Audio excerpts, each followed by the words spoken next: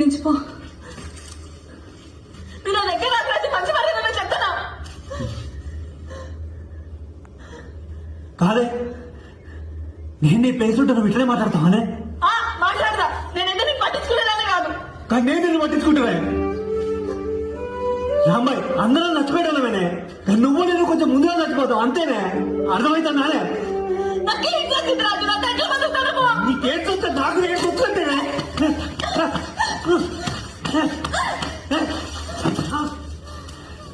నాతో చచ్చిపోతా రాజు. మరి నువ్వు చచ్చిపోతుంది బానే.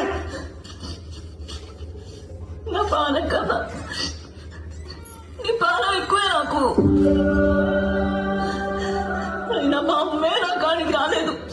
నువ్వెందుకు వస్తున్నావు రాజు?